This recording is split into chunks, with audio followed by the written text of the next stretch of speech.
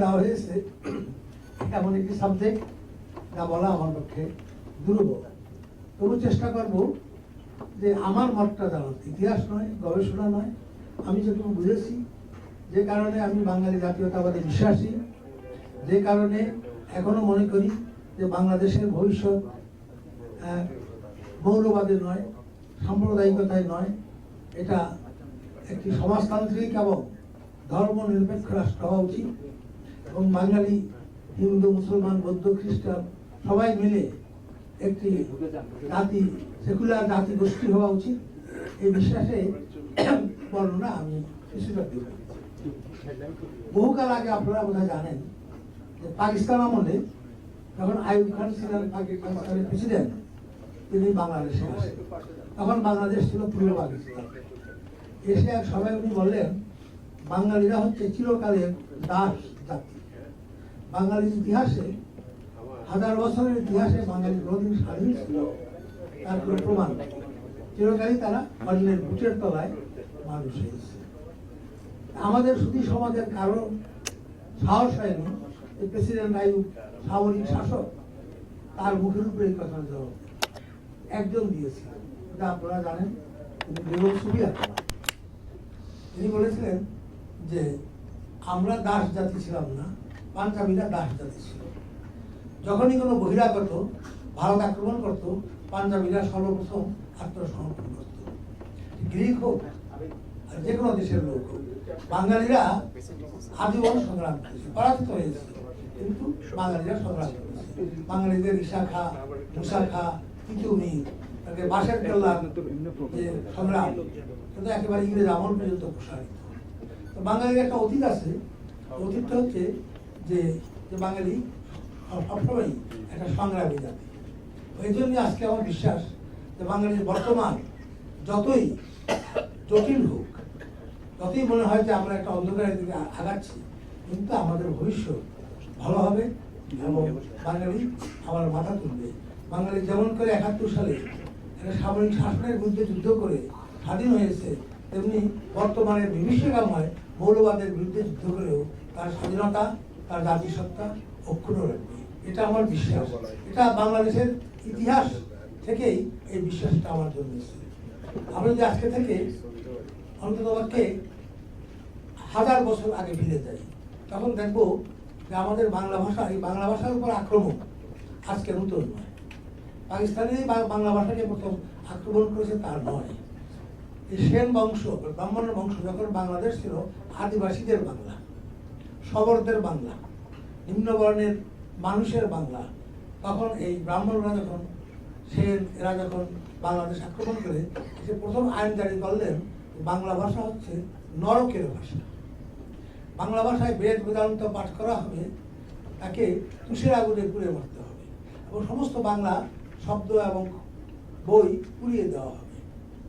তখন বৌদ্ধ ভিক্ষুরা এই চর্যাশ্চর্য বিনিশ্চয় নামে একটা বাংলা বই, এটা একমাত্র নিদর্শন যেটা ভূগোলে করে নেপালে পালিয়ে গিয়েছে। এই বইটি আবিষ্কৃত হয় মহামহোপাধ্যায় হরপ্রসাদ শাস্ত্রী গবেষণার সময়। উনি নেপাল থেকে বইটি নিয়ে আসেন এবং বাংলা ভাষাতে 1000 বছরের পুরনো ভাষা তা প্রথম আবিষ্কৃত হয়। এবং বিস্ময়করভাবে দেখা যায় তখনও বাংলাদেশে বৌদ্ধদের আধিপত্য ছিল, সাম্প্রদায়িকতা ছিল না। সাম্প্রদায়িকতার আমদানি এই ব্রাহ্মণদের রাজত্ব প্রতিষ্ঠিত হওয়ার পরে তারা বৌদ্ধদেরকে নেড়ে, জবর ইত্যাদি আখ্যা দিয়ে হত্যা করত, বাংলা ভাষা বেআইনি করেছিল। এই বাংলা ভাষা পাঠানদের আমলে, হোসেন শাহী আমলে সরকারি স্বীকৃতি পায়। এই তখন থেকে বাংলা ভাষার চর্চা শুরু হয়। রামায়ণ, মহাভারত বাংলায় অনুবাদ হয়, বাংলা ভাষাকে একটা সরকারি স্বীকৃতি দেওয়া হয়। কিন্তু এই বাংলা ভাষায় আবার ইংরেজ আমলের গোড়ায় ব্রাহ্মণদের অত্যাচারের কবলে পড়ে। তারা বলবেন যে বাংলা ভাষা হচ্ছে ভদ্রলোকের ভাষা, এটা নিম্ন জাতের হিন্দুরা ইয়ে করতে পারবে না।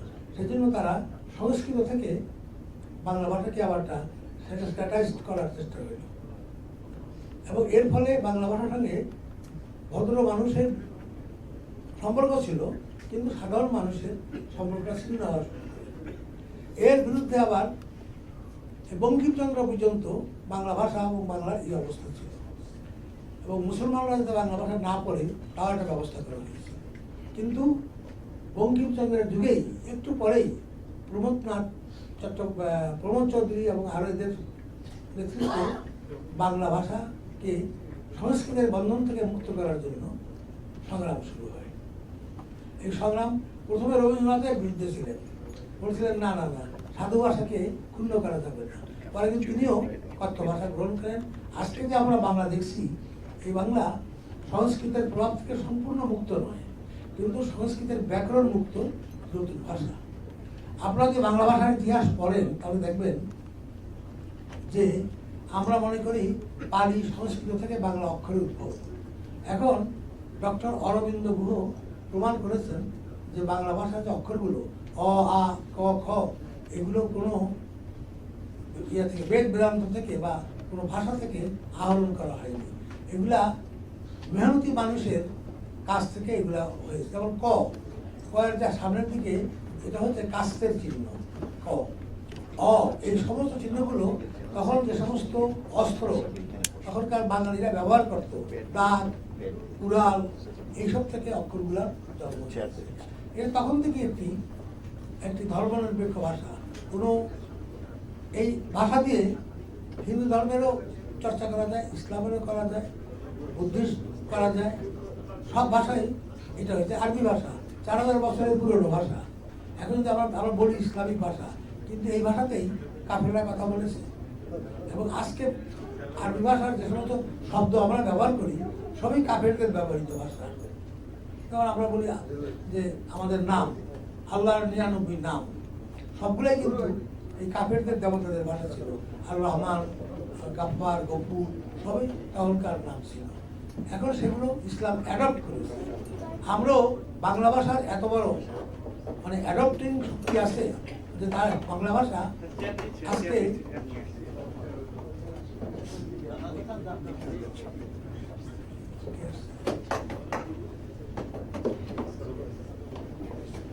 আজকে বাংলা ভাষাকে আমরা দেখতে পাই সবচেয়ে সমৃদ্ধ ভাষা।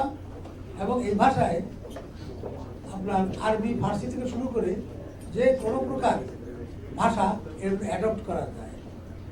আমাদের নজরুল ইসলাম একটা কবিতা লিখেছিলেন, তার লাইনের ভিতরে মাত্র একটা বাংলা শব্দ ছিল, আর সমস্ত হচ্ছে আরবি ফার্সি ভাষা।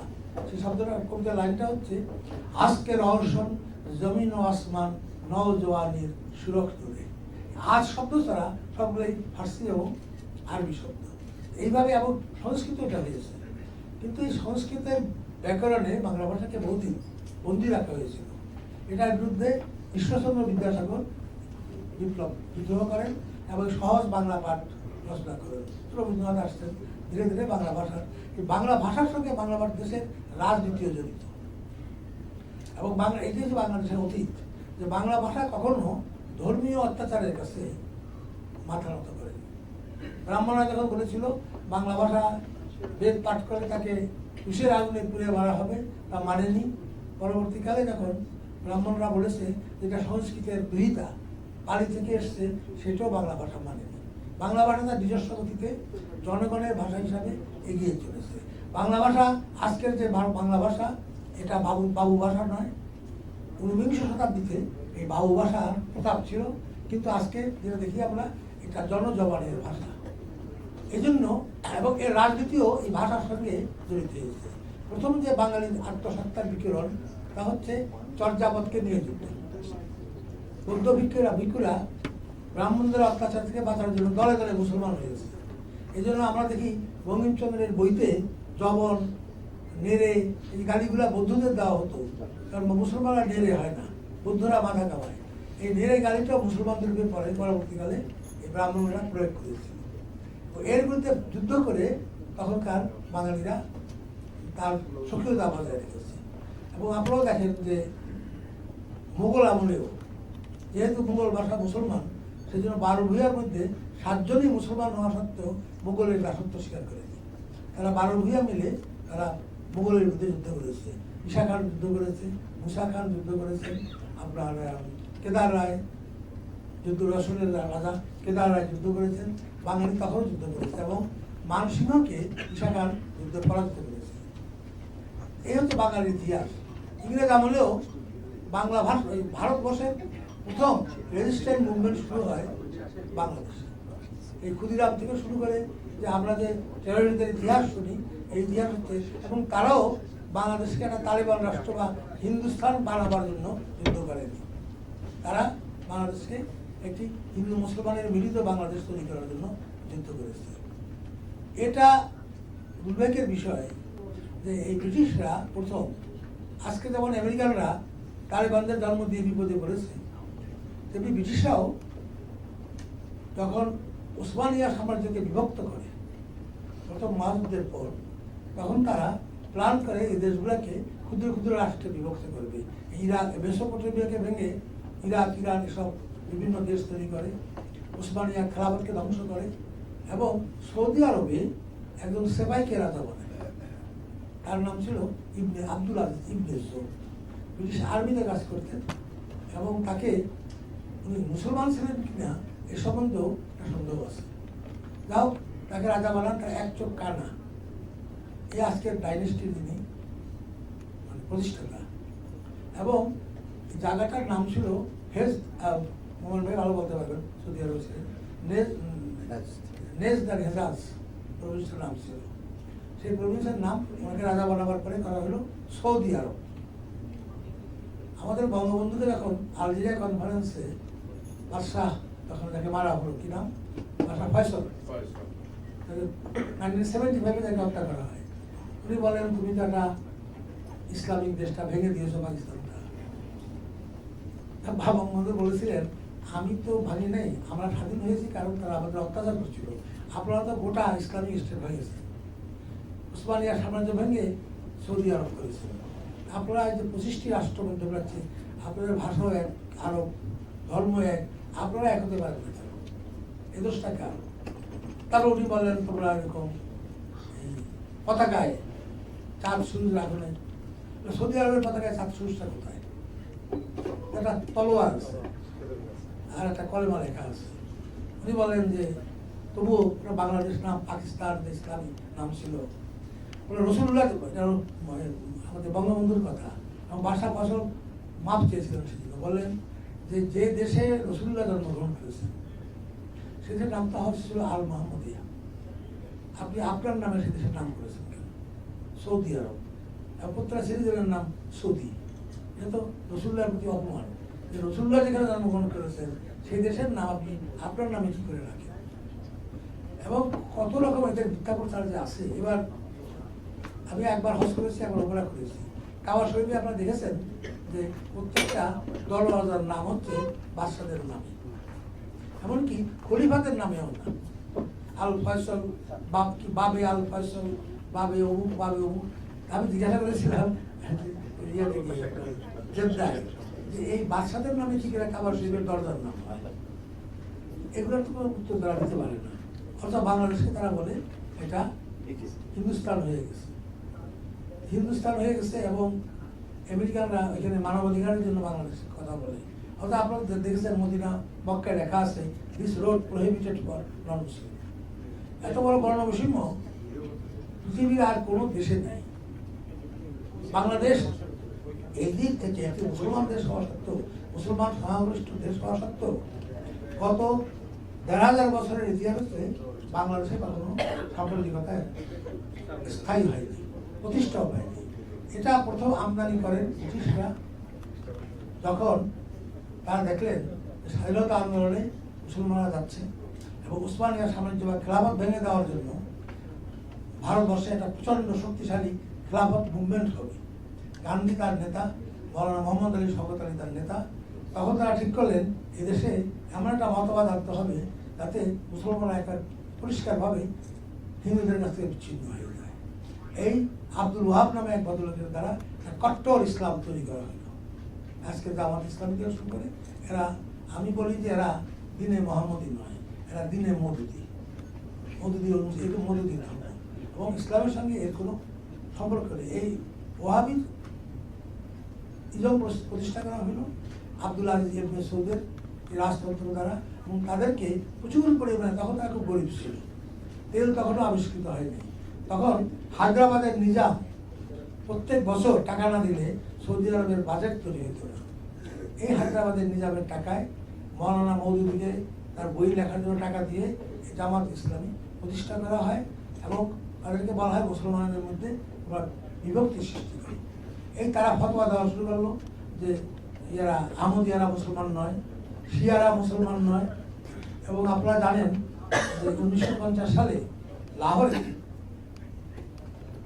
কাদিয়ানীদের বিরুদ্ধে দাঙ্গা বাঁধিয়ে মৌলানা মৌদুদি 50,000-এর মতো মুসলমান তখন নিহত হয় এবং তাকে আইয়ুব খানের আমলে ফাঁসির আদেশ দেওয়া হয়েছিল মৌলানা মৌদুদিকে। সৌদি আরবের বাদশার হস্তক্ষেপে তিনি মুক্ত হন। এখন বাংলাদেশে এই ভাষা নিয়েও রাজনীতি চলেছে। ব্রিটিশ আমলে শিখিয়ে দেওয়া হলো যে বাংলা ভাষা সংস্কৃতাইজড করতে হবে। এমনই সংস্কৃতাইজড করা হইল যে মুসলমানদের ভাষা তার থেকে বিচ্ছিন্ন হয়ে গেল এবং তার বিরুদ্ধে আবার বিদ্রোহ হয়। ভাষা বিদ্রোহ দিয়ে কিন্তু বাংলাদেশের রাজনীতি পরিচালিত হয়েছে। আলাও এসে বললেন যে না, আমি সংস্কৃত ভাষা নয়, আমি আরবি ফার্সি মিশ্রিত, যেটা আমাদের দৈনন্দিন ভাষা হয়ে গেছে, সেই ভাষায় লিখবো।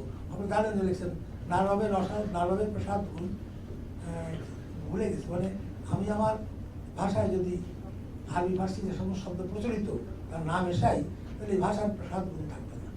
এবং সেটাই হলো। এর পরবর্তীকালে যখন নজরুল ইসলাম আরবি ফার্সি ভাষা মেশানো শুরু করেন, তখনও তার বিরুদ্ধে প্রতিবাদ হয়েছে। রবীন্দ্রনাথ লিখলেন যে নজরুল একটা মহা অন্যায় করেছেন। খুন কথার অর্থ হচ্ছে কিলিং, উনি খুন রক্ত অর্থে ব্যবহার করতেছেন।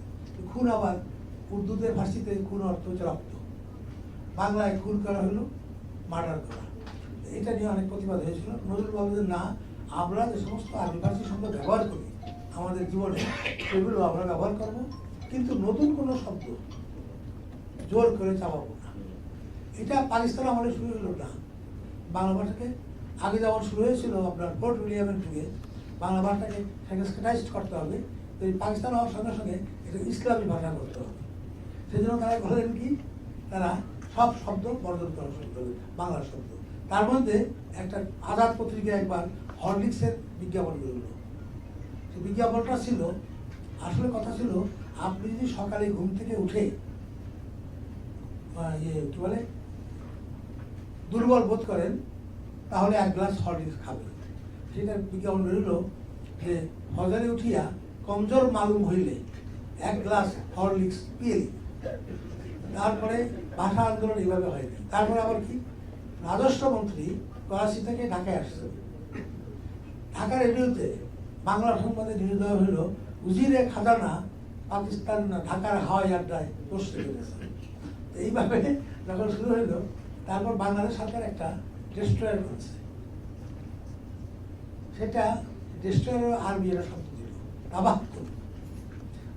পাকিস্তান সরকার এটি তাবাহকুন খরিদ করিয়াছে। এর বিরুদ্ধে 1948 এইগুলো শুরু হলো, তখনই ছাত্ররা প্রথম মুভমেন্ট শুরু করে দেখলো বাংলা ভাষাকে তারা মুসলমানি করার জন্য উঠে বেড়ে লাগছে।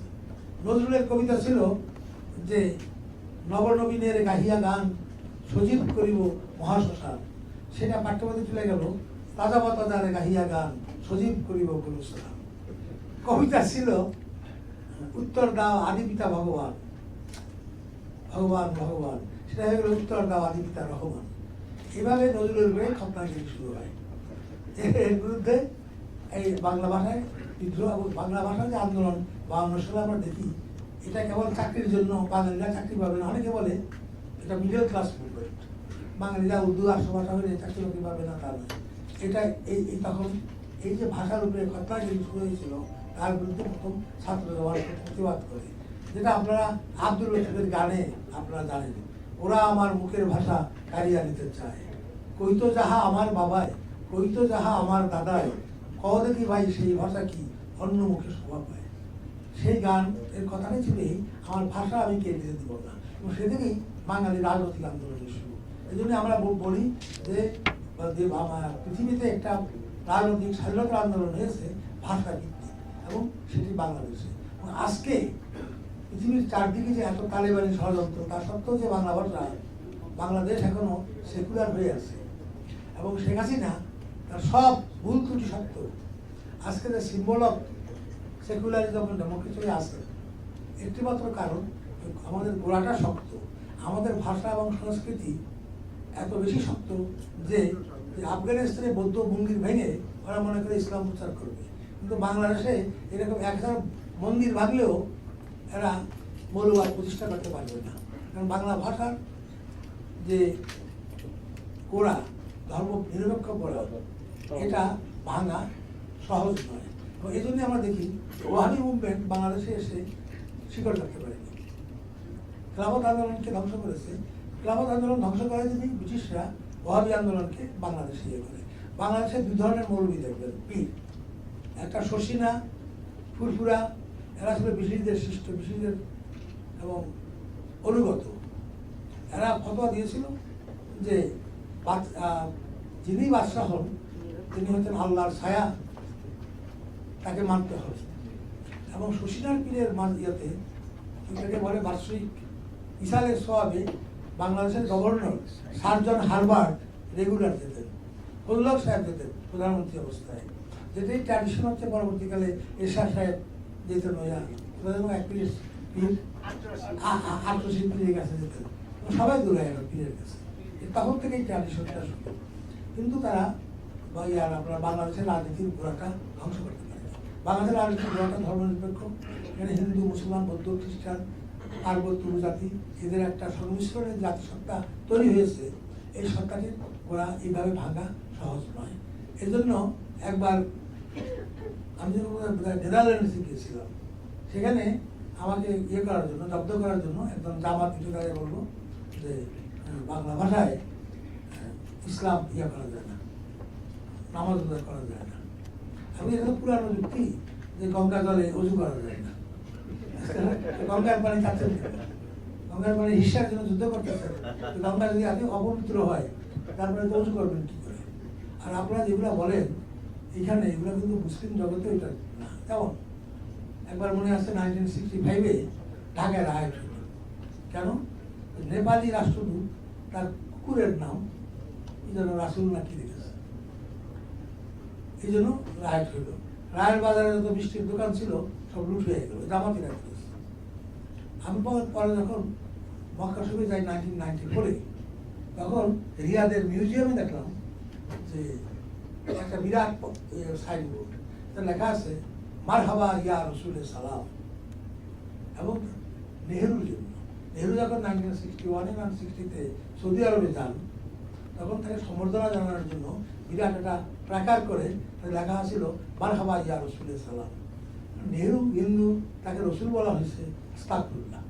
তার বলো যে না, রসুল মানে দূত, অ্যাম্বাসেডার, রসুলের সালাম মানে শান্তির দূত। আপনি রসুল বললেই আপনারা মনে করেন হযরত মুহাম্মদ নয়, যখন রসুলুল্লাহ বলবেন তখন আল্লাহর প্রতিনিধি। অর্থাৎ আমাদের দেশে বলি আমরা যে আমাদের মোমিন ভাই আমেরিকায় আমাদের রসুল, তাকে আমার পাল্লাটা কাটা হবে, দুজনেরই কাটা যাবে। এখন রসুল হচ্ছে এইভাবে। আর কত রকম যে আরবি ভাষাকে ব্যবহার করতে গিয়ে ইসলামের নামে, যেমন লন্ডনে একজন মহাপীর আসছিলেন বাংলাদেশ থেকে, তার জন্য সকলে মিলে টাকা তুলে বিরাট লেখা আছে আমাদের জনমত, এখানে যেমন ঠিকানা আমাদের তাহেরদের কি পত্রিকা, বাংলা পত্রিকা, ওইখানে আর আছে একই সুর, তাদের আবার বিরাট বিজ্ঞাপন দিয়েছে,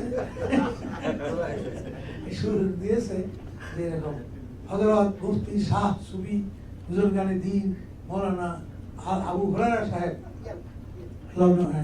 লন্ডনে আসছে। আমি তো কিছুদিন মাদ্রাসায় পড়েছি, আমি তো আশ্চর্য ব্যাপার, এই আবু হুরায়রা নামটা কি করে উনি গ্রহণ করলেন। আমি জিজ্ঞাসা করলাম যেরকম যে আবু হুরায়রা অর্থ আপনারা জানেন? কেন? হযরতের যে সবচেয়ে বেশি হাদিস সংগ্রহ করেছিলেন সেই সাহাবার নাম ছিল আবু হুরায়রা। আপনি অর্থটা জানেন কিনা বলে বলে যে না জানি না, সাহাবাদের আবু হুরায়রা মানে হচ্ছে বিলালের বাবা। তারপরে বিলালের বাবা, আমি হ্যাঁ, ওই আবু হুরায়রা সাহেবের নাম ছিল আরেকটা, যেহেতু উনি বিড়াল বলতেন সেজন্য তাকে আবু হুরায়রা ডাক্তার রসুল্লাহ তাকে আদর করে বাবু ডাকতেন। আপনি তো আবু হুরায়রার নাম নিয়ে আসছেন। আবার হযরত আবু বকর, আবু বকর মারতে হলো ছাগলের বাবা। এইভাবে এরকম বহু ছাগলের বাবা, গরুর বাবা, তারপরে এসব আরবি, যেহেতু আরবি রাখি। অথচ আমার ছেলের নাম যখন অনুপম রাখি, তখন আজাদ পত্রিকায় কাজ করতাম, মৌলানা আমাকে বলেন তুমি এটা হিন্দু নাম আছে। তাহলে অনুপম, আমি যদি আমার ছেলের নাম কার্তিক রাখতাম, দুর্গা প্রসাদ রাখতাম, আপনি বলতে পারতেন হিন্দু নাম। অনুপম নামটা কি করে হিন্দু হইল? তাহলে আপনার ছেলের নাম মুকুল কেন, আর ছেলের নাম বকুল কেন? ওগুলা ডাক নাম, ডাক নাম হিন্দু রাখবেন, হয় না। এই বাঙালির আইডেন্টিটি অফ ক্রাইসিস আছে, এটা পৃথিবীর আর কোনো মুসলমান দেশে দেখিনি। এই আমি তো বহু দেশ ঘুরছি, ইন্দোনেশিয়া থেকে শুরু করে সৌদি আরব পর্যন্ত। সৌদি আরব তো তাদের কাফিরি যুগের সমস্ত ট্র্যাডিশনগুলাই, হজ, কোরবানি, তাওয়াফ করা, সবই তো কাফিরি যুগের। রসুল্লাহ অ্যাডপ্ট করে ইসলামের দিয়ে করেছেন, খালি মূর্তিগুলা ভেঙেছেন, কিন্তু মূর্তিগুলার সমস্ত নাম উনি রেখে দিয়েছেন, রহমান, রহিম, গফুর, গাফফার, সমস্ত নাম উনি রেখে দিয়েছেন। তাতে করে আবদ্ধ না। আমি আবার জিজ্ঞাসা করেছিলাম যে আপনি যা বলেন যে আমাদের নাম হিন্দু, হিন্দু নাম রাখি, আপনি জিজ্ঞাসা করেন আবু বকর, ওমর, এইসব নামগুলো তাদের কাফির বাবারা রেখেছিল, তারা কি চেঞ্জ করেছিল? একটা নাম তো চেঞ্জ করা হয়নি। তাহলে আপনারা কি করে বলেন যে এগুলা ইসলামী নাম? আর ইসলামী নাম মানে কিছু আছে নাকি? কোথাও করতে হবে, সবই সেই দেশের আরবি নাম রাখলে তো ইসলামী নাম হয়, রাখতে পারেন। তো ফুল আরবিতে আপনারা রাখেন। হজ করতে যাওয়ার সময় আমাদের সঙ্গে ছিলেন ক্যাপ্টেন কি নাম, শামসুদ্দিন নাকি? হ্যাঁ, শামসুদ্দিন, এই বাংলাদেশ মিশনের এক লোক। ওই ইয়েতে ইমিগ্রেশন ডেস্কে বলে যে আরত কিধার হয়, উর্দু আরত বলে, আরত তো নেই, সব তো পুরুষ আসছি। এই যে তোমার পাসপোর্টে শামসুদ্দিন নাহার লেখা আছে, হ্যাঁ শামসুদ্দিন নাকি লেখা আছে। এখন আরবিতে শামস আর কি বলে একটা চন্দ্র হলো কমল, এই দুটো হচ্ছে আপনার ইয়ে ফেমিনিন জেন্ডার। সুতরাং শামস আর কমল এই দুটার নাম মেয়েদের ছাড়া হয় না। আমরা বাংলাদেশে দেখবেন শামসুল দোহা, শামসুল করিম, শামস দিয়ে বহু নাম আছে। এখন তার দিকে বলতে মেয়ে এই পাসপোর্ট দিয়ে গন্ডগোল সেখানে এইভাবে আরবি ভাষা না জেনে আরবি ব্যবহার উল্টা পাল্টা করে আমাদের একটা মিশ্র সংস্কৃতি 12টা বাজাবার চেষ্টা করছে। এই জন্য ভালো বাংলা নাম রাখলে পুরো ক্ষতি হয়। প্রত্যেক দেশে আছে। ইন্দোনেশিয়ার প্রেসিডেন্ট সুকার্ণের মেয়ের নাম কার্তিকেশ্বরী, তাই না, মেঘবতী। তারপরে আরো আমি আরো কোনো দেশে দেখেছি তারা এইভাবে নাম রাখে, তাদের জাতীয় বৈশিষ্ট্য যেটা রাখে। আপনি রাখেন না আরবি একটা নাম দিয়ে, সেটা বাংলাটাও মিশিয়ে দেন, তা করবেন না, নামগুলো একেবারে খাঁটি আরো। এবং আমাদের ধর্মচারণের ব্যাপারেও আমি দেখেছি যে আমাদের সামাজিক সমস্ত রীতিনীতি, আমাদের সমস্ত ক্রিয়াকাণ্ডগুলা আমরা কিন্তু বাংলা কালচারকে অনুসরণ করি। বিয়াই করি, নাম ছেলের নাম রাখি, সবই করি। একমাত্র বিবাহের সময় দেখেছি যে 7 পাকে বাঁধা, অগ্নি সাক্ষী করে ঘোড়াটা ছাড়া, এই যে শুভ দৃষ্টি থেকে শুরু করে সবগুলা হিন্দু রীতি। হিন্দু মানে তখনকার বাঙালি রীতি। আর এরাবের বিয়েতে আমি কয়েকটা বিয়েতে জয়েন করেছি, কোথাও এই রীতি নেই, খেজুর খাওয়াই বিয়ে করে দেয়, কলমা করিয়ে।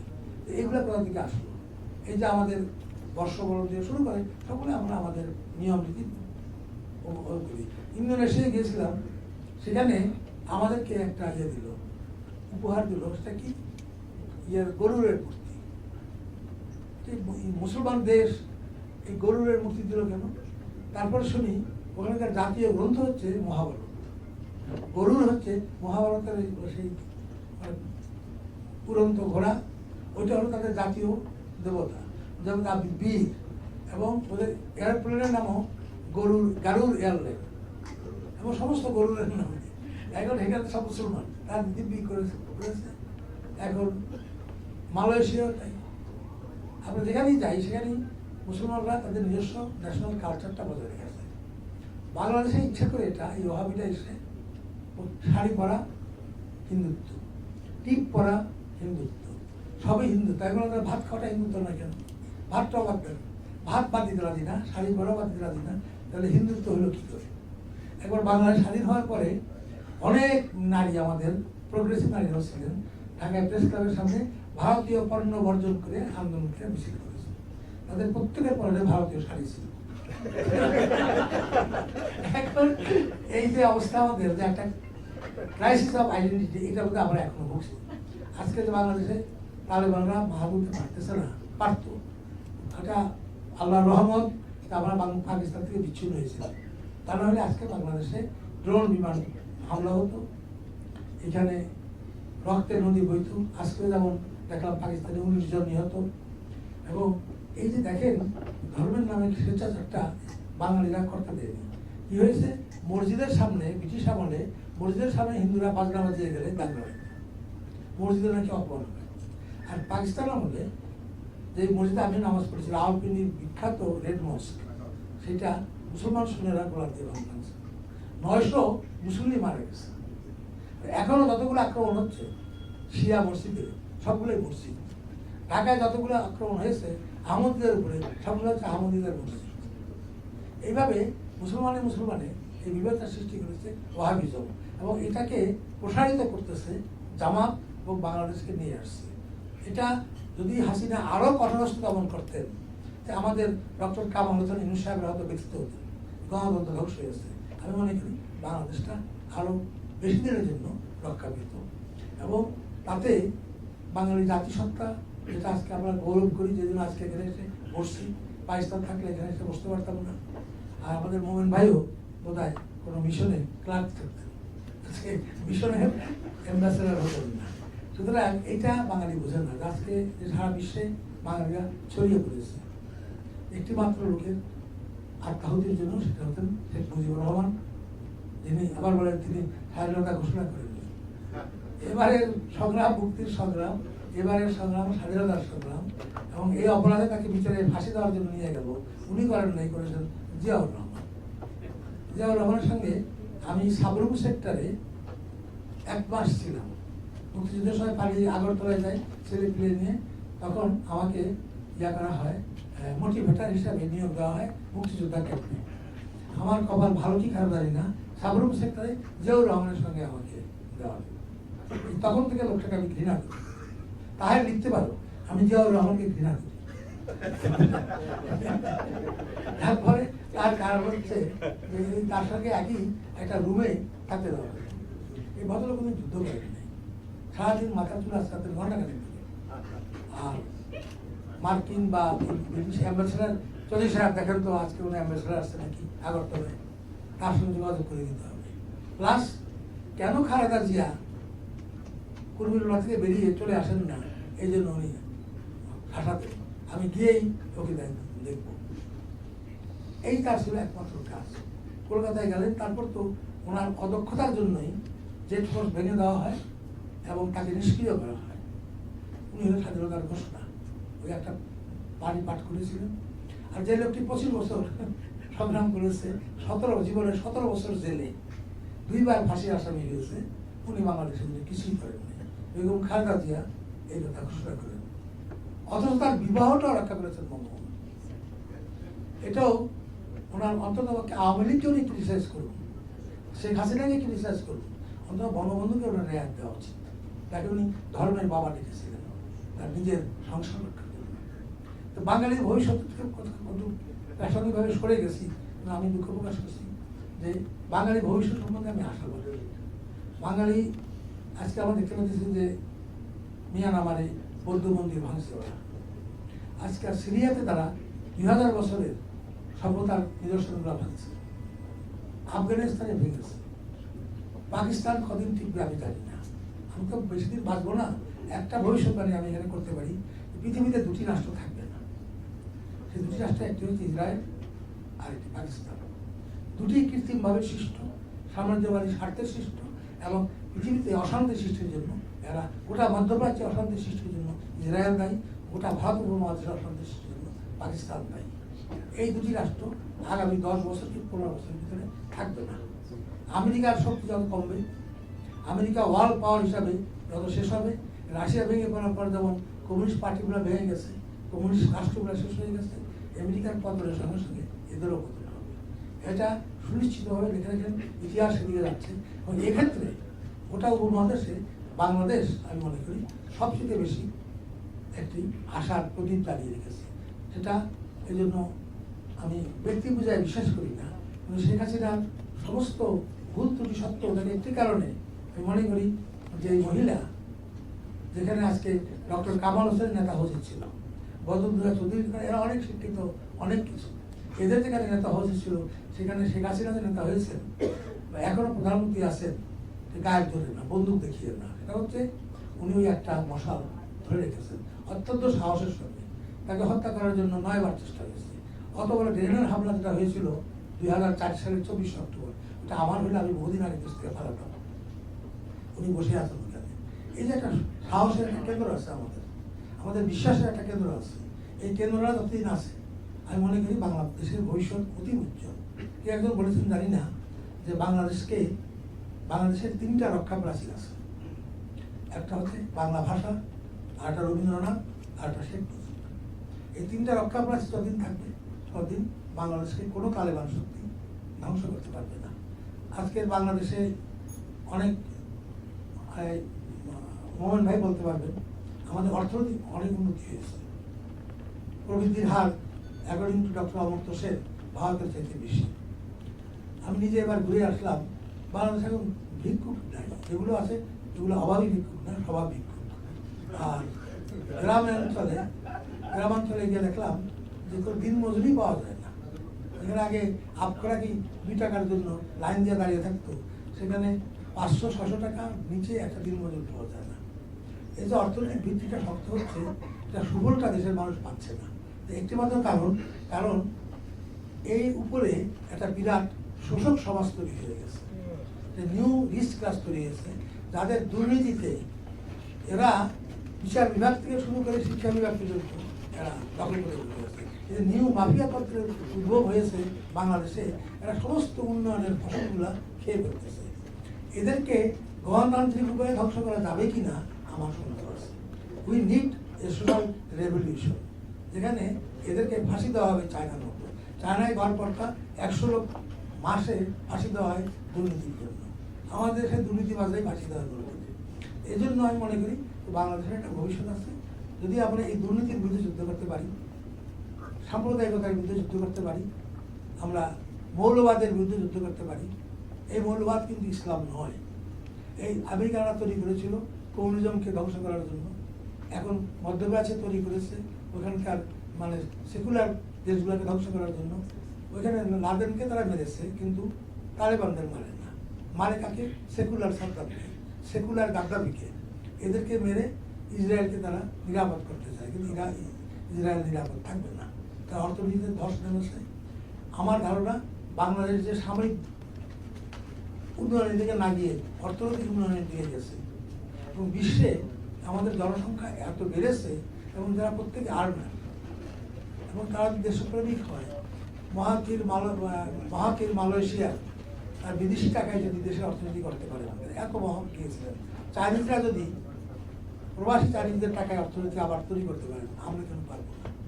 এই জন্য আমার একটা বিশ্বাস যে আমরা যদি ধর্ম নিয়ে বাড়াবাড়ি না করি, যেটা বারবার কোরআনে বলা হয়েছে, এটা ওনারা বলেন না, লা ইকরাহা ফিদ্দীন, ধর্মে কোনো জবরদস্তি নাই। লাকুম দীনুকুম ওয়ালিয়া দীন, তোমার ধর্ম তোমার জন্য, আমার ধর্ম আমার জন্য। এটি হচ্ছে কোরআনের বাণীর সবচেয়ে বড় ভিত্তি। এই দুটাকে অস্বীকার করে যারা ধর্ম প্রচারের জন্য গলা কাটে, এরা তো মুসলমানগুলাই মনে করে না। এরা এই ওয়াহাবি তন্ত্রের জন্ম নিচ্ছে এরা। আমি তো মনে করি না যে মার্ক্সবাদ বিশ্বাস করি, কিন্তু মার্ক্সবাদ থেকে যে আবার তৈরি হয়েছে নকশালবাদ, সন্ত্রাসবাদ, সেটা তো আসল মার্ক্সবাদ। ইসলামের নাম করে আজকের ইসলামিক আইসিস, তালেবান, এরা তৈরি হয়েছে, এরা মুসলমান নয়, এরা সন্ত্রাসী। একটাই পরিচয়, বাংলাদেশকে এই সন্ত্রাস থেকে মুক্ত রাখার জন্য হাসিনা সরকার চেষ্টা করতেছে, এবং আমি মনে করি এই চেষ্টাকে সাহায্য করাটা প্রত্যেকটি বাঙালি উচিত। তাহলে বাংলাদেশের ভবিষ্যৎ নিরাপদ হবে, উজ্জ্বল হবে, এবং এটি ধর্মনিরপেক্ষ এবং সমাজতান্ত্রিক বাংলাই হবে আমাদের চাওয়া পাওয়া এবং একদিনকার কাঙ্ক্ষিত বিষয়। আপনাদের সকলকে ধন্যবাদ। জয় বাংলা।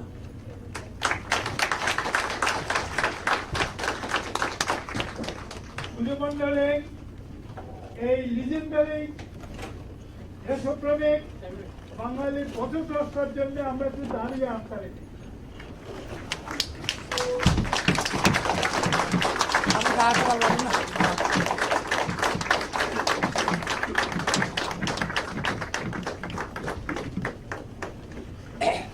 আমরা একটু দুঃখিত যে আমাদের জায়গার সংকুলান একটু কম।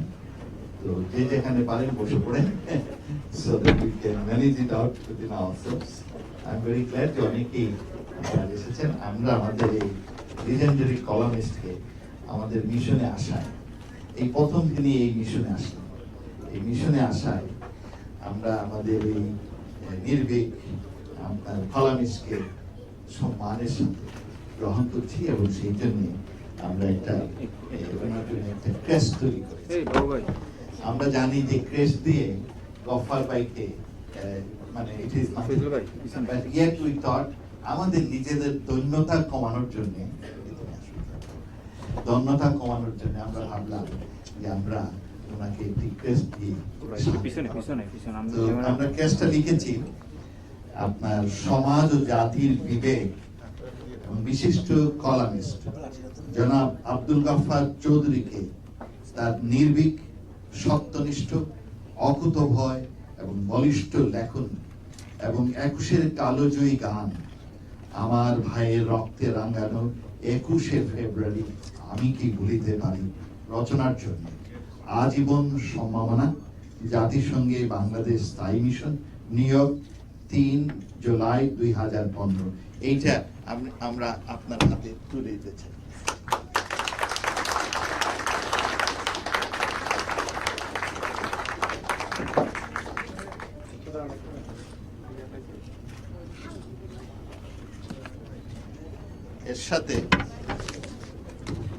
এর সাথে আমরা ওনাকে আমাদের মিশনের কিছু বই আমরা দিচ্ছি যে উনি সেইগুলো সময় পেলে পড়তে পারেন, এবং ওনার বই এগুলো আছে তবু ওই থট আমরা দিই। এই বইটা আমরা কয়েকটা দিচ্ছি, একটা হচ্ছে বঙ্গবন্ধুর আত্মজীবনী, একটা হচ্ছে আমাদের এই মিশনের গত বছর 40 বছর পূর্তি উৎসব, আরেকটি আমরা এই মিশনের প্রথম একটি বই বের করি বাংলাদেশ কান্ট্রি অফ এম্পাওয়ারমেন্ট, সেগুলো আমরা ওনার হাতে দিচ্ছি আমাদের উপহার হিসাবে।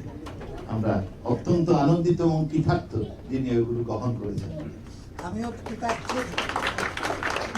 আমাদের সকলকে কষ্ট করে আসার জন্য আন্তরিক শুভেচ্ছা জানাই, ধন্যবাদ।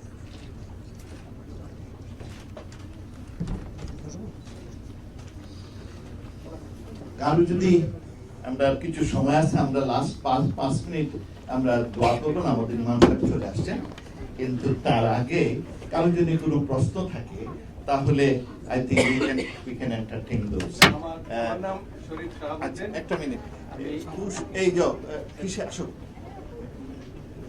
I need someone here. Taking who is there? আপনি মাইকটা দিবেন, চিনি নাম এবং পরিচয় বলতে। শরীফ শাহাবুদ্দিন, আমি সাংবাদিক। গফফার ভাই আমি ভক্ত, শুধু ভক্ত না, ওনার সবকিছুই আমি রাজনীতি উনি যেটা বিশ্বাস করেন আমি মনে প্রাণে এটা বিশ্বাস করি। তো একটা প্রশ্ন আমার কাছে, উনি এত সুন্দর বক্তব্য দিয়েছেন, কিন্তু এর ভিতরে একটা প্রশ্ন আমার আছে যে ক্রমবর্ধমান হারে বাঙালি মুসলমানরা, বিশেষ করে মুসলমান মেয়েরা বোরখা এবং হিজাব পরা শুরু করেছে, এ ব্যাপারে আপনার মন্তব্য?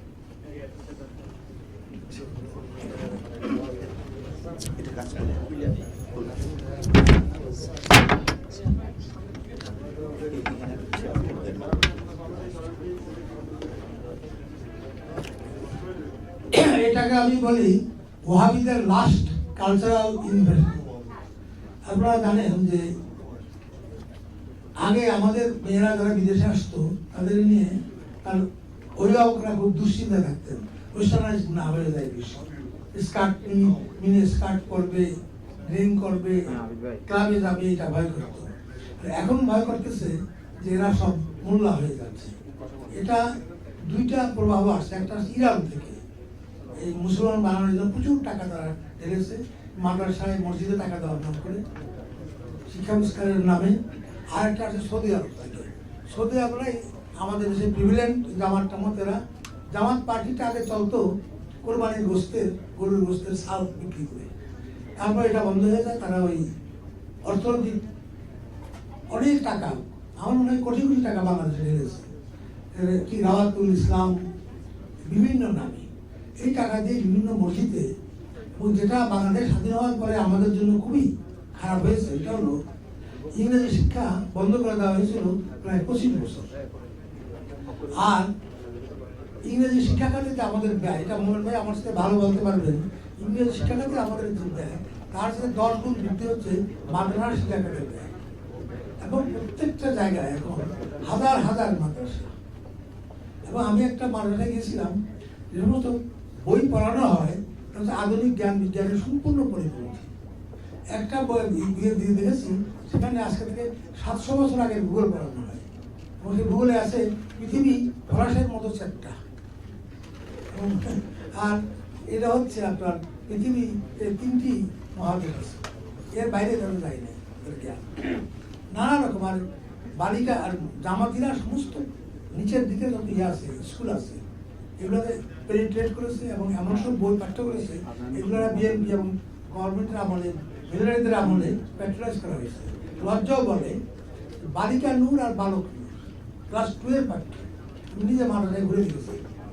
আমাদের গ্রামে আগে একটা স্কুল ছিল আর একটা মাদ্রাসা ছিল, এখন সেখানে গার্লস হাই স্কুলের সংখ্যা 3টা, 4-5টা হচ্ছে বয়েজ স্কুল, সেগুলো সমস্তই জামাতিরা পড়ায়। বালিকা নূরের ভিতরে ক্লাস 12 বালিকাদের পড়ানো হচ্ছে হাই নেশাব কি কারণে হয়? আমি জিজ্ঞাসা করলাম ক্লাস 12 মেয়েরা হাই নেশাব পড়বে, এটা কি ধর্ম শিক্ষা হলো নাকি? এইভাবে প্রত্যেকটা পেনিট্রেট করে, বিশেষ করে এডুকেশন সেক্টরে বেশি পেনিট্রেট করেছে। প্রত্যেকটা মসজিদে গেলে আপনি বিশ্বাস করবেন, আমি আমার দেশের মসজিদে গেছি, সেখানকার ইমাম আমার জন্য দোয়া করতে আমার হাঁটু দেখে বলছেন, আল্লাহ কাপার চন্দিকে গোলাম আজম বানিয়ে দাও। আমি মোনাজা তো ভাঙতে পারতেছি না। প্রত্যেকটা মসজিদ মাদ্রাসায় এরা পেনিট্রেট করেছে। এদিকে সরকার হাসিনার সঙ্গে আসার চেষ্টা করছে আমাদের বেতন দিয়ে করে ঘোরাবার, কিন্তু সৌদি আরব থেকে যে টাকা আসে এইটা যদি বন্ধ না করতে পারে, মানে টাকাটা চ্যানেলাইজ হবে সরকারের মারফত, এটা করতে না পারলে এইভাবে এবার ইস্ট লন্ডন দখল করেছে তারা। কেন ইমাজিন তারা লুথর রহমান নামে একটা লোকের মেয়র করে দিল, সে কাবা শরীফের ইমামকে আমন্ত্রণ জানিয়েছে এবং স্কুলে স্কুলে বলেছে, এবং তো ব্রিটিশ গভর্নমেন্ট এখন কম্পিত, স্কুলে স্কুলে নিয়ম করেছে বাংলার মুসলমান মেয়েরা হিজাব না পড়লে ঢুকতে পারবে না, এমনকি ইংলিশ টিচাররাও হিজাব করতে হবে। এখন এতদিন পরে এরা ক্র্যাকডাউন করেছে, ব্রিটিশ গভর্নমেন্ট এখন বিভিন্ন জায়গায় যাচ্ছে। এখন এই আমাদের এই তাহেরের মতো সাংবাদিকরা ওখানে ছাপাচ্ছে যে ইসলাম ও মুসলমানের বিরুদ্ধে ব্রিটিশ সরকারের জেহাদ আরম্ভ করেছে। এখন এইভাবে তারা প্রচারণা চালাচ্ছে, করার নেই। এখন যেভাবে আমাদের দেশে মিডিয়া এডুকেটেড ক্লাস 2 বেশিরভাগ এডুকেটেড ছেলেরা বাইরে চলে যাচ্ছে। বাংলাদেশে আছে এখন বাংলাদেশে কিন্তু ছেলেরা আর্মিতে, সরকারি অফিসে, সর্বত্রই দেখবেন টুপি আর দাড়ি সমান। টুপি আর দাড়ি ইসলামের একমাত্র সিম্বল না, এটা তাদের কাছে ঘুষ খাচ্ছে। এত বড় দাড়ি, এত বড় টুপি, উনি ঘুষ না পেলে একটা পাইলে হাত ধরে না। এই কন্ট্রাডিকশনটা আমাদের চলছে। এবং মুসলমান মেয়েরাও মনে করে এক নতুন ফ্যাশন হিসাবে এইটা নিয়েছে, মনে করে আইডেন্টিটি। অপরাধও আছে, এরা ইন্টাগ্রেট করতে পারেনি ওয়েস্টার্ন সোসাইটির সঙ্গে, তাদেরই দোষ। ফলে তাদের রেভিলিয়নটা এখন এই এই পোশাক আশাকের দিকে যাচ্ছে।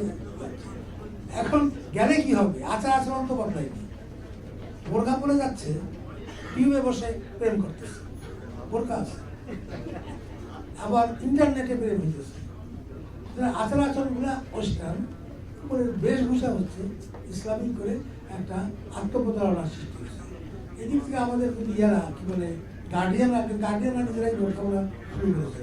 বোরখা কতটা পড়তে হবে সেটাও তারা ইসলাম থেকে দেখেন না, মূলরা তা বলে সেভাবে করে।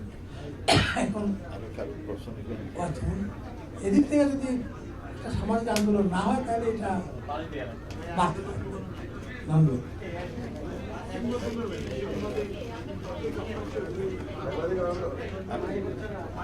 আচ্ছা, ওইদিকে হ্যাঁ বলেন বলেন, হ্যাঁ ওখান থেকে বলেন। আমার নাম তাসির মাহমুদ। না, মাইকে বলেন, লোকে শুনবেন। আমার নাম তাসির মাহমুদ। আমি এখানকার প্রকাশিত পত্রিকা বাংলা পত্রিকা।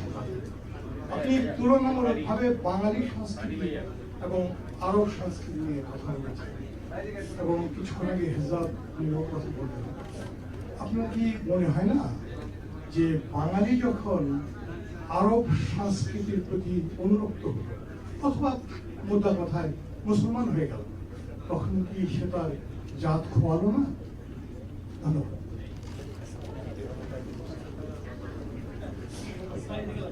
ফেইথ আর ন্যাশনালিটির মধ্যে একটা পার্থক্য আছে। ফেইথ, কারণ আমি বাঙালি হয়ে জন্মগ্রহণ করেছি, এই পরিচয়টা আমি কোনোদিন বুঝতে পারবো না। কিন্তু আমি মুসলমান আছি, কালকে আমি খ্রিস্টান ধর্ম গ্রহণ করতে পারি। ফেইথ চেঞ্জ করা যায়, কিন্তু আপনার নৃতাত্ত্বিক রক্ত ব্লাড পরিচয় করা যায় না। বাঙালিরা মুসলমান হয়েছে আর ফেইথ পরিবর্তন করেছে, বাঙালিত্ব বর্জন করে না। সেটা অকারণেই হচ্ছে তার ইয়ে।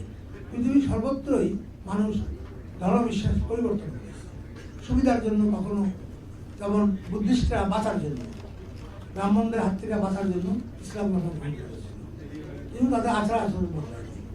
এখনো বাংলাদেশের কালচার আসলেই শাশ্বত বাঙালি কালচার এবং ধর্ম নিরপেক্ষ কালচার। আরবদেরও তাই। আমরা যেটাকে ইসলামী কালচার বলি, এটা আসলে আরবদের 4000 বছরের পুরনো কালচার। ঠিক তারা করছে, সেখানে তারা বিশ্বাসটাকে যোগ করেছে।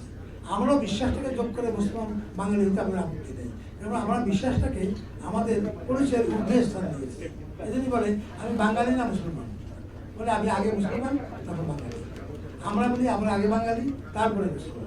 এটাই আমার, কারণ আমার বাঙালি পরিচয় আমি বুঝতে পারবো না। আমি ব্রিটিশ পাসপোর্ট নিয়েছি, তাই বলে আমি এখন ব্রিটিশ হয়েছি, কিন্তু আমি নিজেকে ইংলিশ, আইরিশ, স্কটিশ বলতে পারবো না। আমি বাঙালি, আমাকে বলা হয় ব্রিটিশ বাঙালি, সুতরাং আমার ওই পরিচয়টাই বুঝতে পারবো না। কিন্তু আমি আজকে আব্দুল গাফর চৌধুরী আছি, কালকে ধর্ম পরিবর্তন করিয়া ভবানন্দ চ্যাটার্জি হয়ে যেতে পারি। এগুলো অসুবিধা নেই। আমি একটা অনুরোধ করবো, আপনারা যখন ইফতারটা করবেন, ইফতারের পরে আমাদের খাবার আয়োজন আছে। বাট দ্য থিং ইজ, ইফতার করার পরে যে আপনার ওই যে থাকবে, বাক্সটা থাকবে, স্বেচ্ছায় যদি আপনারা আমাদের গার্বেজ বক্স আছে চতুর্দিকে ফেলেন, তা আমাদের জন্য খুব উপকার হবে। আর কিসের চেয়ারের নিচে ওটা ফেলবেন না। We would request. আচ্ছা, এরপরে কেউ আছে না? আচ্ছা, আমার নাম টিটুর রহমান। যেহেতু আজকে কথা হচ্ছে অতীত, বর্তমান এন্ড ভবিষ্যৎ নিয়ে, ফিউচার নিয়ে, তো আমার কাছে একটা ছোট্ট প্রশ্ন, what is the fundamental difference between current government and previous government? I think we young generation should have not. আমরা হয়তো অনেকভাবে মিক্স আপ করে ফেলি যে আমাদের বাঙালিত্ব নিয়ে, আমাদের ক্ষমতা নিয়ে, আমাদের ধর্ম নিয়ে, আমাদের রাজনীতি নিয়ে। So therefore I think we all should know যে আমাদের ফান্ডামেন্টাল ডিফারেন্স কি। না, আমি যুক্তরাষ্ট্র যুবলীগে জয়েন করবে না, হ্যাঁ, আমরা ইউথ লীগ রিপ্রেজেন্ট করি, বাট আমাদের মধ্যে যারা অনেকে আছে তারা যদি ডিফারেন্সটা জানি আরো ভালো হয়। আপনি যদি একটু ভালো করে এক্সপ্লেন করেন যে fundamental difference between current government and previous গভর্নমেন্টে যারা ছিল ওদের মধ্যে। Thank you. এক কথায় একটি কথা বলা যায় আর কি, যে রোবট আর মানুষের মধ্যে যে তফাৎ, এই তফাৎটা হচ্ছে আগের গভর্নমেন্ট এবং এই গভর্নমেন্ট।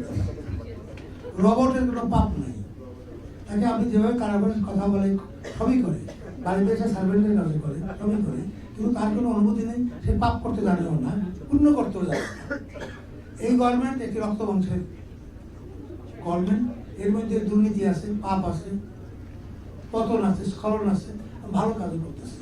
আগের গভর্নমেন্টগুলো ছিল হয় মিলিটারি, না হয় ধর্মের নামে প্রতিষ্ঠিত রোবট গভর্নমেন্ট।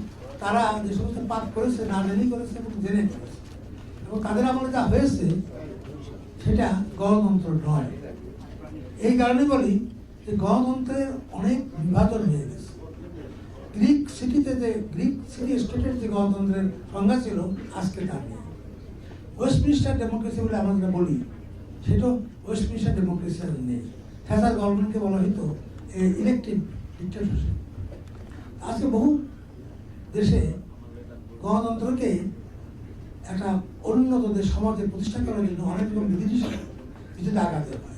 বর্তমান গভর্নমেন্টকে তাকাতে হচ্ছে। এখানে অবাধ গণতন্ত্রের নামে যেটা আগের গভর্নমেন্টগুলো করেছে, তা হচ্ছে গণতন্ত্রের টুটি চিপে একটা বিশেষ মতবাদ চাপিয়ে দেওয়ার চেষ্টা করে। তা না হলে আপনি একটা উদাহরণ দিই, আমরা 700 বছর ধরে খোদা হাফেজ বলি, করে আল্লাহ হাফিজটা কোথা থেকে আসবে? আমরা 700 বছর ধরে বলি নামাজ, হঠাৎ করে সালাত কোথা থেকে আসবে? This is the division between cultural, কি বলে এটাকে, হ্যাঁ বলেছিলেন কালচারাল সংঘাত, সংস্কৃতির সংঘাত।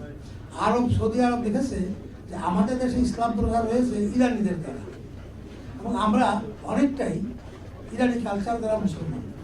আমরা নামাজ বলি, যদিও নামাজ কিন্তু সালাতের সঠিক অর্থ নয়, নামাজের অর্থ অগ্নি পূজা, কিন্তু আমরা এটাকে আমাদের নামাজের অর্থে গ্রহণ করেছি। আবার আমরা বলি খোদা হাফিজ, এটা আমরা বলে আছি, মঙ্গল বাদশাহ খোদা হাফিজ বলি। খোদা চেঞ্জ করে আল্লাহ বলছেন যে এরা সৌদি আরব তাদের কালচারটা আমাদের ডোমিনেট করতে চায়, ইরান এদেরকে সরিয়ে দিয়ে। এখন দুটা প্রবাহ ইসলামের চলছে, একটা ইরানি প্রবাহ, পারস্যিক প্রবাহ, অ্যারাবিক প্রবাহ। অ্যারাবিকরা আমাদের ডোমিনেট করতে চাচ্ছে, এই জন্যই আমরা এই ধরনের কনফিউশন দিয়েছি। কিন্তু আসলে আগের এবং এখনকার বড় ডিফারেন্স হচ্ছে একটি গভর্নমেন্ট পাকিস্তান এবং সৌদি আরবের যে কালচারাল ধারা, অ্যান্টি ডেমোক্রেটিক, অ্যান্টি সেকুলারিজম অনুসরণ করে। এই গভর্নমেন্ট সব ভুল ত্রুটি সত্ত্বেও তারা বাঙালির শাশ্বত ধারাটা অনুসরণ করছে। এখানে হচ্ছে ডিফারেন্স। উনি ওইদিকে মাইক নিয়ে রাখছেন, হ্যাঁ উনি মাইক নিয়ে রাখছেন। আচ্ছা বলেন।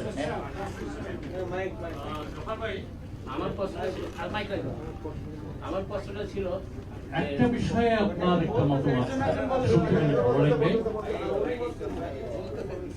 পেলে ভালো লাগবে। কে? আমি কয়েকদিন আগে একজন শুনেন আর আমি বলছি, মাইক আমার হাতে। দুইটাই প্রশ্ন করবেন। মাইক আমার হাতে, আমি বলছি। একটি গণতান্ত্রিক দেশে বিরোধী দলের ভূমিকা সম্পর্কে আপনার কি অভিমত, এবং আজকে বাংলাদেশের সংসদে যে বিরোধী দল, এরা কি আমার দেশের গণতন্ত্রকে এগিয়ে নেওয়ার পক্ষে সহায়ক বলে আপনি মনে করেন কিনা? আরেকটা প্রশ্ন নিয়ে নেই তাহলে একসাথে। এই যে এখানে নাজমুল,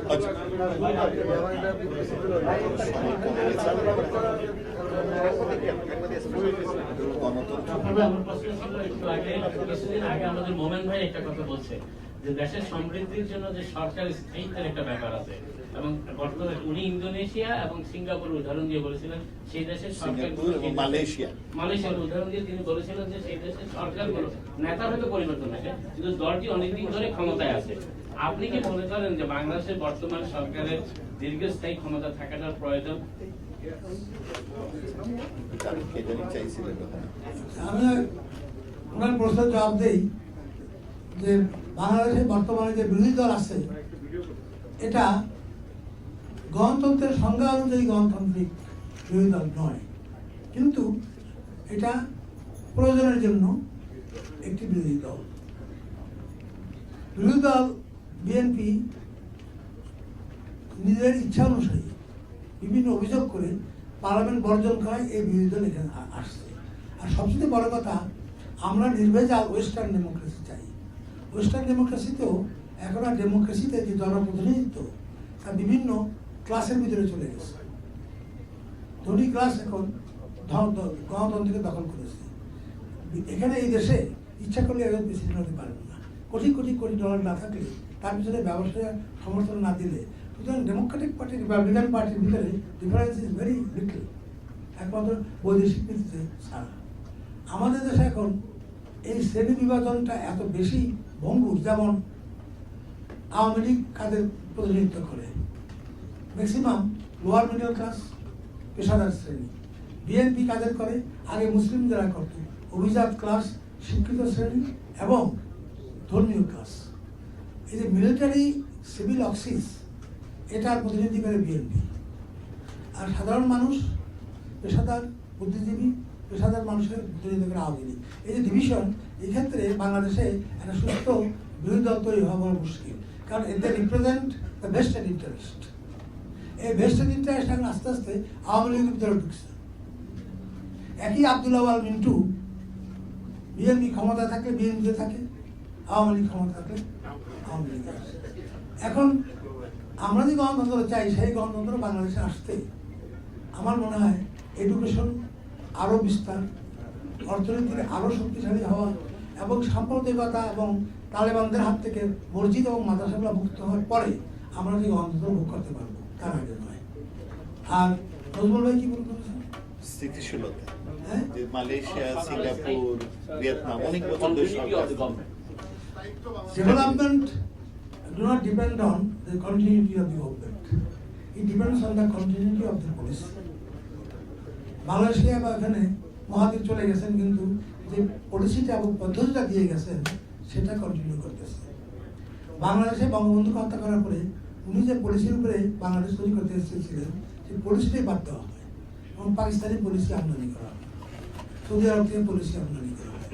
ঠিক আছে, না ফিরে এসে সেটা পারছেন না পুরোপুরি সেখানে ফিরে যেতে, কারণ গণতান্ত্রিক বাধা আছে সেখানে। জনগণকে এমনভাবে মহান্ত করা হয়েছে যে ওই যে লতিফ সিদ্দিকী কি বলে গেছেন, পেশার জন্য বিরাট একটা মিছিল হয়েছে আজকেও বোধ হয়, একটা ফাঁসি চায়। এই যে জনমত, একটা বিরাট জনমত তৈরি হয়েছে, জনমতকে নিয়ে ডেমোক্রেসিতে আগানো মুশকিল।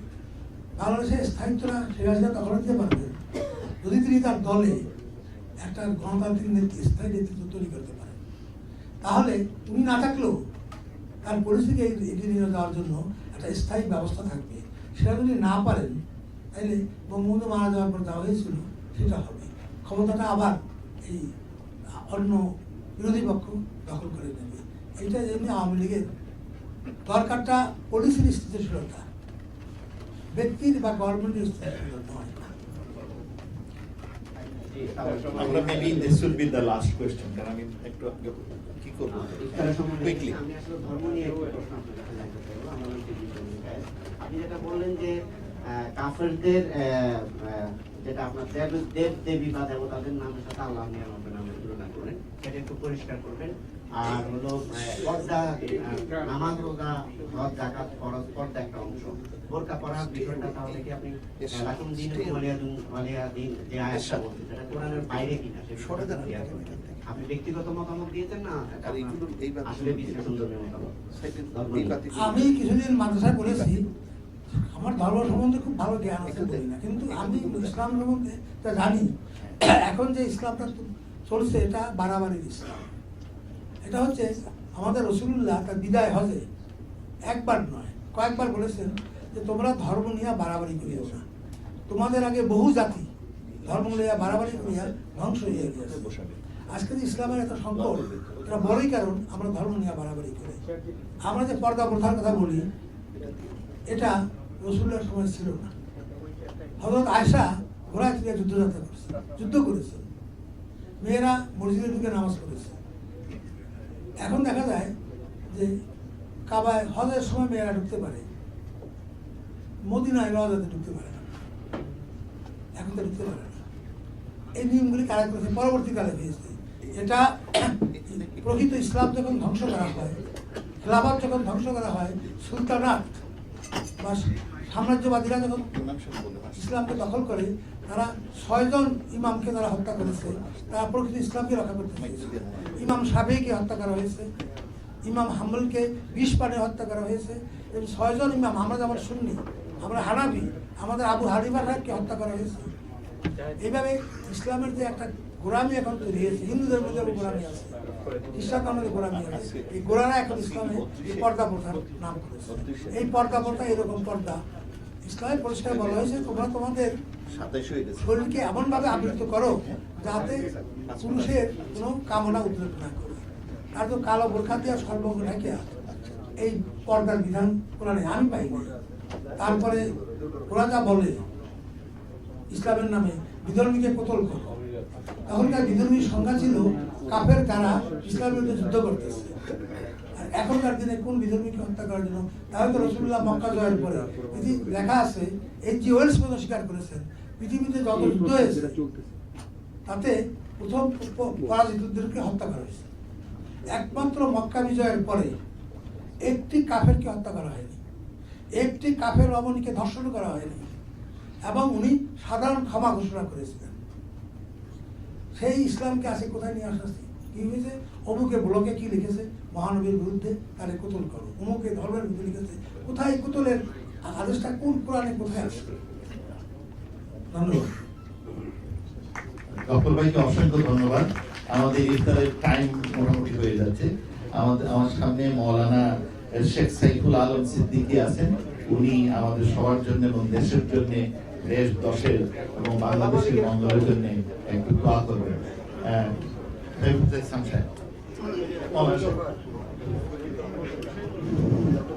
أعوذ بالله من الشيطان الرجيم بسم الله الرحمن الرحيم قل هو الله أحد الله الصمد لم يلد ولم يولد ولم يكن له كفوا أحد لا إله إلا الله والله أكبر সম্মানিত অতিথি, আজকের ইফতার হলো গিয়া 8:32, এখন আমাদের সময় হলো গিয়া 8:29। আপনারা যারা এখানে উপস্থিত হয়েছেন, বিশেষ করে রমজান শরীফে আমাদের সকলের মা বাপ তথা আমাদের আত্মীয় স্বজনের কথা মনে রাখি যেন আমরা দোয়াতে করি। যতটুকু আলোচনা হয়েছে ভুল ত্রুটি হইলে আল্লাহ যেন মাফ দেন, সঠিক জিনিস যতগুলো হয়েছে আল্লাহ যেন এর বিনিময়ে আমাদের সম্মান আরো বাড়াইয়া দেশে বলি আমিন। বিসমিল্লাহির রহমানির রহিম আল্লাযী আরসালা রাসূলাহু বিল হুদা ওয়া দীনিল হাক্কি লিইয়ুযহিরাহু আলাদ দীনি কুল্লি ওয়া কাফা বিল্লাহি শাহীদা। আমরা নবীজির রোজা সালাম জানাই, ইয়া নবী সালাম